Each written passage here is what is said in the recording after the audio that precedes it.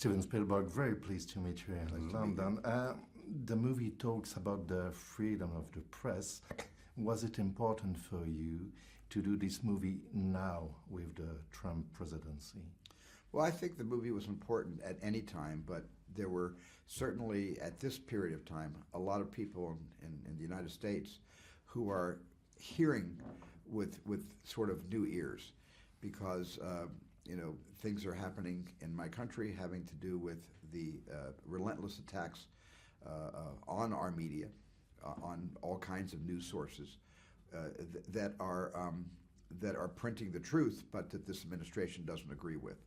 And so and when I read the script and I read the first draft of Liz Hanna's script, it suddenly, and it wasn't hard for this to dawn on me, oh my God, the same thing happened in 1971 before there was such a pervasive amount of sources from which to get your news. But when there were only 3 television networks and some major newspapers around the country, and Richard Nixon wanted to stop the New York Times and the Washington Post from publishing the truth and took them to court and began winning against the newspapers.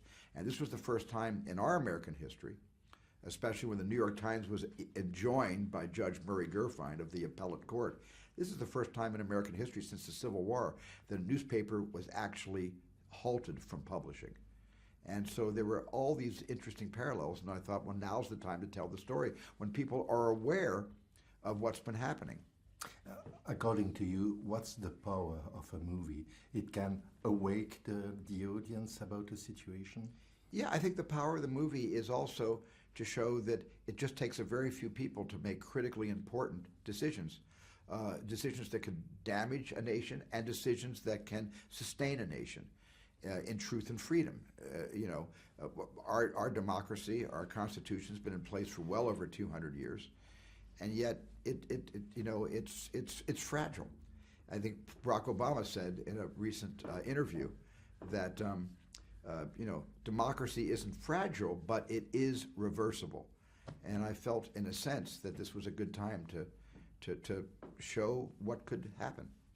I saw also the movie as a tribute to the courage of a woman, yes, alone in a man's world. Yes, I suppose yes. This aspect was important for you too.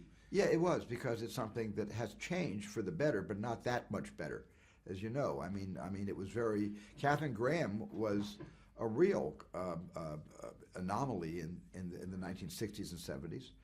No woman had ever been a publisher of a newspaper before, a big paper like the Washington Post, and yet she was living in a world of men. And in this world of men, she was completely shy about using her voice. She hadn't really learned about the importance of committing to her opinion and respecting her own position in the lofty position she held as publisher. And this is a real character study of that one moment in Katharine Graham's life where she needed to make a decision. And it was the most important decision her newspaper had ever experienced, because that decision actually allowed Watergate and the prosecution of Nixon through the money trails that they were investigating to eventually bring down Richard Nixon.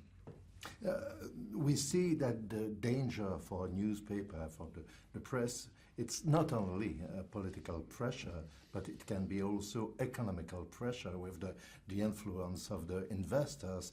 You want to remind that too with this movie? Well, the thing of it is, here's a great thing about history, writing my scripts for me.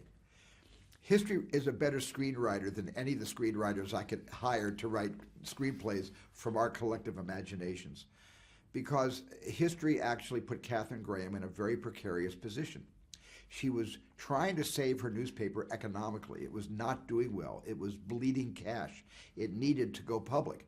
And on the week of the IPO, when all the bankers had signed on, which would give the Washington Post a kind of second wind, this decision had to be made. And these Pentagon papers were leaked to the New York Times. The Washington Post got a copy of them through Bob Magdikian. And Katharine Graham realized that if she made the wrong decision, she would lose the legacy that her father, Eugene, and her husband, Phil, had worked so hard to achieve. And that's drama. And that's what history gives you if you look back far enough and open your ears to the gifts that history can provide for us. In your career, you made big entertainment movies like Jurassic Park, for instance, and on the other hand, you make sometimes very deep and serious movie like, of course, Schindler's List or this one.